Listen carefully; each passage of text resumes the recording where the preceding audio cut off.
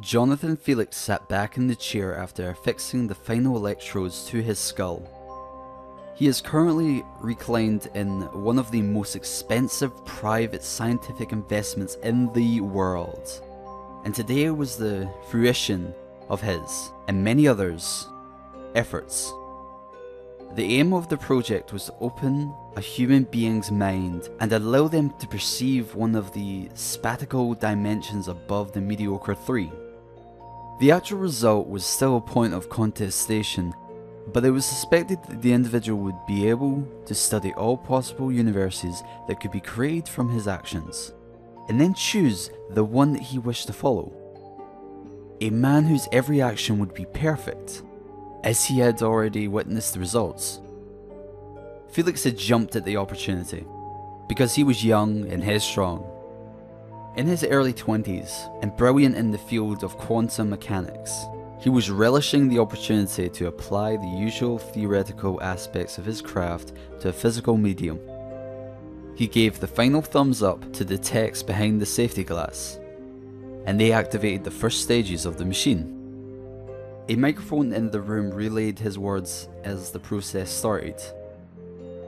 "If I have seen farther than others, it is because I have stood on the shoulders of giants," he thought with a grin. The chair reclined back until it became a flat table, and a large rotating dome lowered down to encompass his entire body. Within the dome, there was a complex crystalline structure lining the inside. He focused on the facets of the crystals, and noticed that they had started to morph, shifting in ways his mind just could not understand. He started to feel lightheaded and dizzy. His sight was suddenly filled with explosions of light, and his body started to spasm. Reading his health signs in the control room, the engineers instantly halted the operation. A medic ran in, checked the vitals of Felix, and was pleased to find a weak, yet consistent heartbeat. Felix opened his eyes a couple of minutes later. He looked up at the doctor and suddenly jerked up as he realized where he was. What happened? I don't feel any different. The doctor smiled and patted him on the shoulder.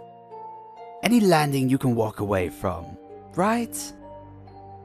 The doctor turned to walk away, caught his ankle on a trailing cable, tripped forwards, and cracked his forehead against the corner of the table. His head twisted to a sickening angle. Reset. Beep.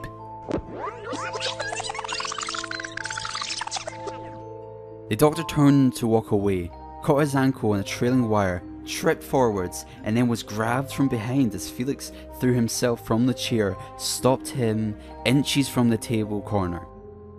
Felix collapsed and threw up, his hands shaking. He realized that he had just perceived 2 universes and had actively chosen the one he wanted. He smiled at the doctor. I did it. I can see them. I can see them all. Felix's smile faded. He now saw 2 new universes, both the same as far as he was aware. Suddenly, a third, a fourth, a fifth blossomed in his mind. He could suddenly see all of the possibilities that he was capable of. Some he didn't even wish to see. His mind began to fracture. Felix grabbed the medic and in an act of unnatural rage, plunged his thumbs into the poor attendant's eyes. Reset. Beep. Felix looked despairingly into the eyes of the medic and started to scream, refusing to stop even when bubbles of blood foamed around the corners of his mouth. Reset. Beep.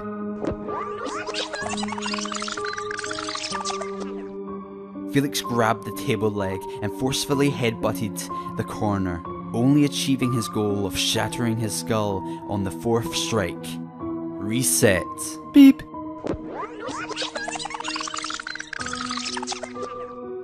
Felix sat on the floor, experiencing all the potential evil that he was physically capable of. His body shook as he was racked sobs of horror.